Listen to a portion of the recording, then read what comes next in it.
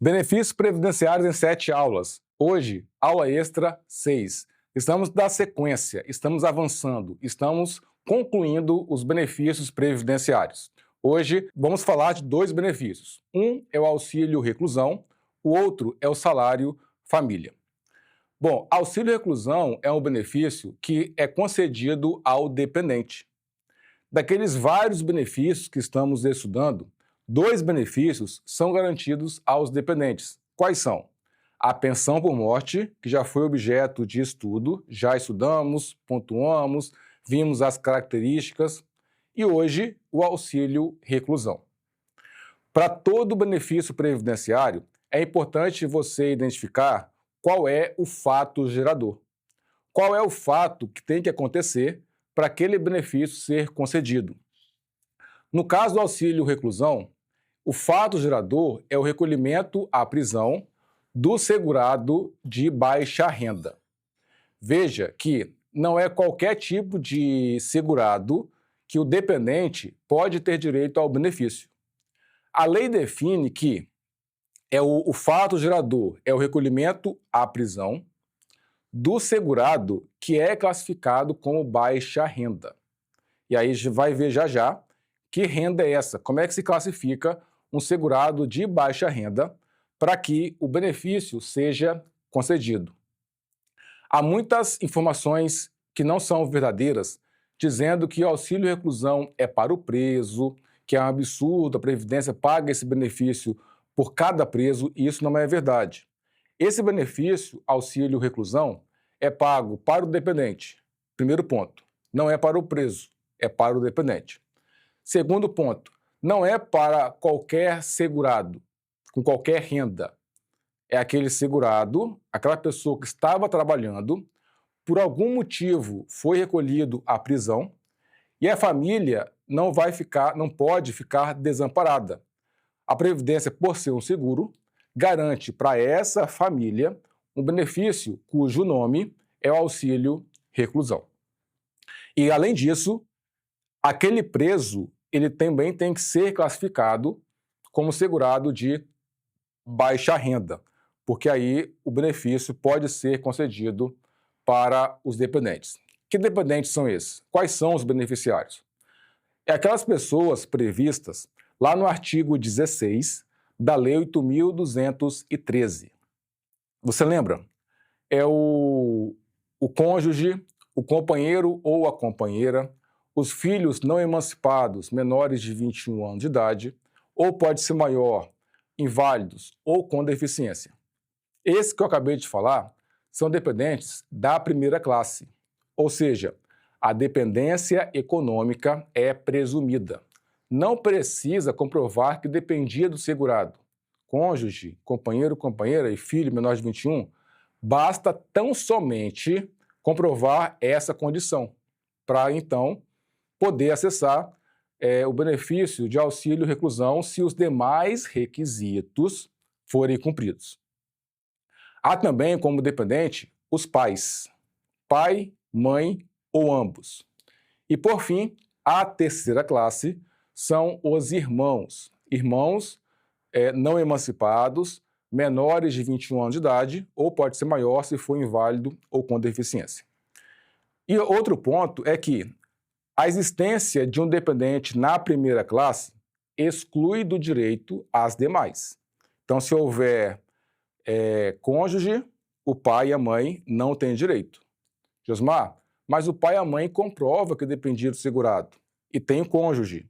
Não, o pai e a mãe não têm direito. Porque o fato de ter dependentes na primeira classe exclui do direito a segunda e a terceira. Não tem ninguém na primeira. A segunda tem direito? Pode ter, desde que comprove a dependência econômica.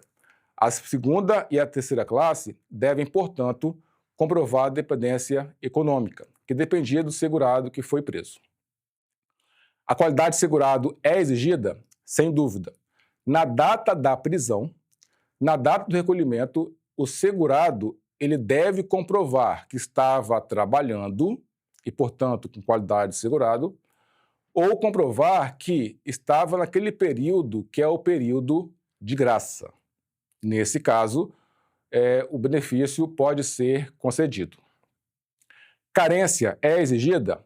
Esse ponto é um ponto de mudança, porque até um tempo atrás, o auxílio reclusão era concedido de forma idêntica à pensão por morte, com os mesmos requisitos, critérios, regras. Atualmente, o auxílio reclusão exige uma carência diferente da pensão. Pensão por morte isenta de carência, auxílio reclusão exige uma carência de 24 meses. Agora, em caso de reingresso, ou seja, contribuiu no passado, perdeu qualidade de segurado e voltou a contribuir, nesse caso de reingresso tem que ter, no mínimo, 12 meses. 12 meses antes da reclusão, que somadas às contribuições no passado, deve dar 24 meses. Bom, a respeito da exigência de segurado ser de baixa renda. Baixa renda, a legislação define, é aquela pessoa que, na média dos 12 últimos salários anteriores ao recolhimento da prisão, tenha salário inferior a R$ 1.906. Esse valor aqui é um valor que está estabelecido para o ano de 2025.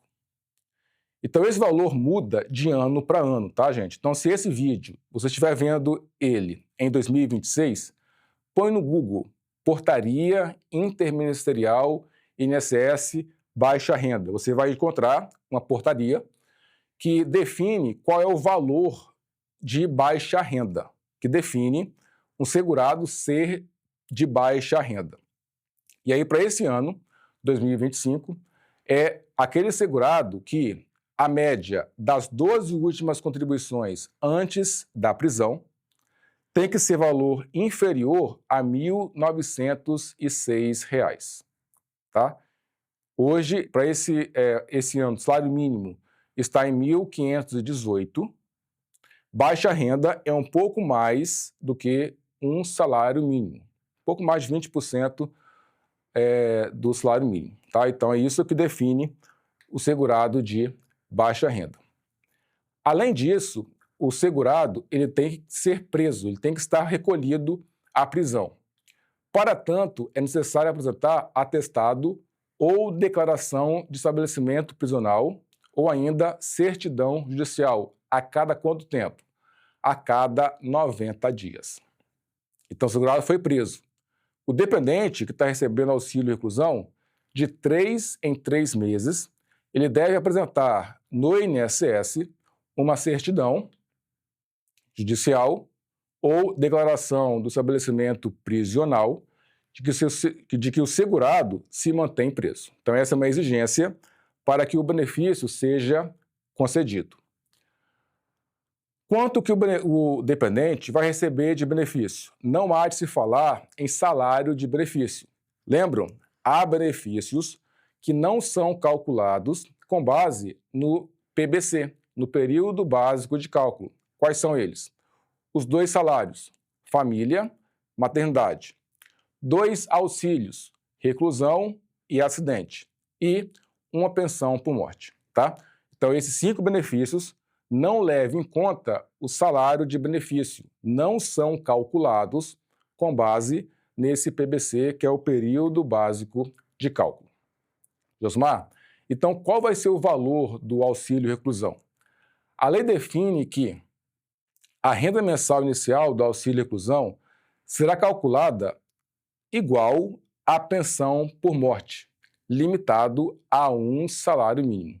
Na prática, esse benefício, auxílio reclusão, ele vai ter valor de um salário mínimo, porque não há nenhum benefício inferior a um salário mínimo, exceto 2, que é o auxílio acidente e o salário família.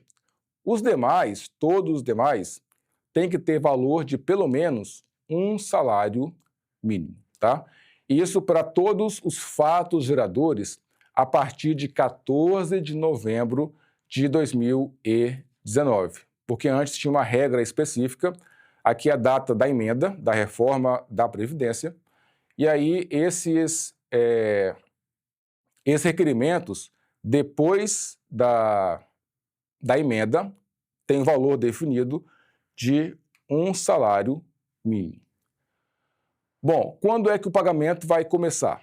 Esse pagamento começa na data da prisão, tá? Se o requerimento for feito em até 90 dias da prisão.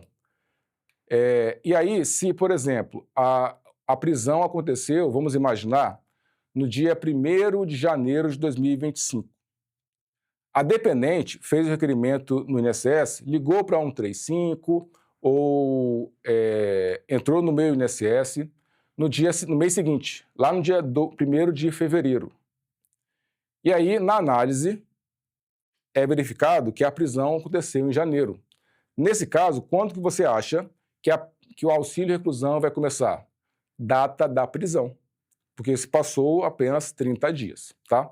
Então, veja, o prazo que existe para que o auxílio reclusão tenha início na data da prisão são 90 dias. Se passarem 90 dias, esse pagamento começa na data do requerimento. E quando é que o auxílio reclusão vai cessar? Ele cessa com a soltura, então o segurado foi solto, o benefício cessa. Na fuga, se o preso fugir, o benefício cessa, da importância daquela certidão que é apresentada de 90 em 90 dias. Alteração de regime para semiaberto ou aberto, então cessa o benefício, e também com óbito do segurado. Com óbito, aí pode ser transformado em outro benefício, que é a pensão por morte. Bom, e com isso fechamos o auxílio reclusão, tá? Vimos lá o fato gerador, beneficiários, requisitos, qualidade de segurado, carência, estamos avançando. Vamos para o próximo benefício, que é o salário família. Esse benefício, salário família, é importante também identificar qual é o fato gerador. O que tem que acontecer no universo jurídico para que esse benefício seja concedido. O fato gerador são filhos ou enteado, ou menor tutelado, menores de 14 anos, ou pode ser maior se for inválido, tá? Então esse é o fato gerador, filhos menores de 14 anos. Do segurado também de baixa renda, tá? Não é para qualquer segurado. Veja que esse benefício não é devido para o dependente, não é o dependente quem recebe. Esse benefício, salário família, é um benefício pago ao segurado em função dos filhos menores de 14 anos. Esse ponto também é um ponto importante que tem que ficar registrado. Quem tem direito a esse benefício? Quais são os beneficiários? Apenas três segurados. É o empregado, o trabalhador avulso e o doméstico a partir de 2015. Josmar, aí está faltando 3 segurados. Eles não têm direito ao salário família? Não. E quem está faltando? O facultativo, o contribuinte individual e o segurado especial. Tá? Então, esses 3 não têm direito ao salário família. Somente esses é que podem acessar o benefício. A qualidade de segurado é exigida? Sem dúvida. Tem que ter qualidade de segurado, porque está trabalhando ou porque está em benefício, tá? Então, essa exigência tem que ser observada. Só o fato de ter qualidade de segurado, tá no período de graça, não garante o salário família, tá? Então, ele tem que estar trabalhando como empregado, doméstico ou trabalhador avulso, ou está em benefício, por exemplo, está em auxílio por incapacidade temporária. Aí, durante o auxílio por incapacidade temporária, se ele for de baixa renda e tiver filhos menores de 14 anos, junto com o auxílio por incapacidade temporária, ele pode receber o salário família. O salário-benefício é calculado com base no período básico de cálculo? Não. Tem um valor específico que é definido por meio de portaria para estabelecer qual é o valor do salário-família para cada filho menor de 14 anos.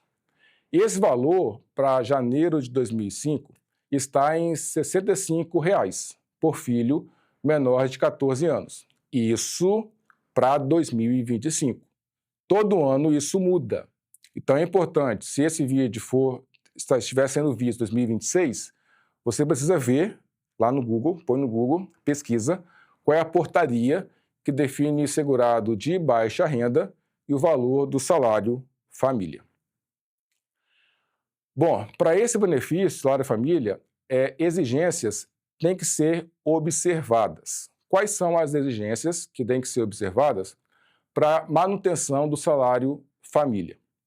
É a comprovação da frequência escolar e também a carteira de vacinação que esteja em dia. Então, veja, a comprovação de frequência escolar será feita mediante a apresentação de documento emitido pela escola. Esse documento tem que ser apresentado na empresa ou no INSS, quando o segurado estiver recebendo o auxílio por incapacidade temporária. Um é anual, o outro é semestral. O anual é para os filhos até 6 anos de idade. É obrigatório a carteira de vacinação. Tá? Então, para os filhos, para os segurados que tenha filhos até os 6 anos de idade, como exigência para manutenção do salário família, esse segurado anualmente tem que apresentar a carteira de vacinação. Quando? No mês de novembro. Uma outra exigência é a semestral, em maio e em novembro, que tem que ser apresentado um comprovante de frequência escolar para os filhos com mais de 4 anos de idade. Tá? Então, essa é uma exigência para manutenção do benefício para os dependentes. E quando é que o benefício vai cessar? Cessa com a morte do filho ou equiparado, enteado, menor tutelado, a contar do mês seguinte ao óbito. Quando o filho ou equiparado completar os 14 anos de idade, o benefício cessa, ou se inválido no mês seguinte da data de aniversário, pela recuperação da capacidade do filho ou equiparado, no caso de inválido, ou pelo desemprego do segurado. Então, esses são os motivos que o salário família pode cessar. E com isso, nós fechamos os 2 benefícios. Falamos hoje sobre o auxílio reclusão e o salário família. Auxílio reclusão é para o dependente, em função do recolhimento à prisão do segurado, e o salário família é para o segurado, em função dos filhos menores de 14 anos. Esses 2 benefícios têm um ponto em comum. Qual é o ponto em comum? Eles são concedidos somente quando o segurado é de baixa renda. Tudo isso está no livro que foi escrito em 2015. Só que lá em 2015 eram outras regras, outras normas. Muitos aspectos mudaram. E o motivo pelo qual esses vídeos estão sendo gravados é para atualizar. É para que você possa estar preparado para o concurso que você for fazer, onde a matéria previdenciária é cobrada, é objeto das bancas que cobram esse conteúdo. Fechamos hoje, então, esse benefício. Temos mais um encontro, mais uma aula, onde fecharemos todos os episódios e as gravações da atualização do livro. Não deixe de registrar sua dúvida aqui embaixo, nos comentários. Ficamos por aqui, até o próximo vídeo. Tchau, tchau.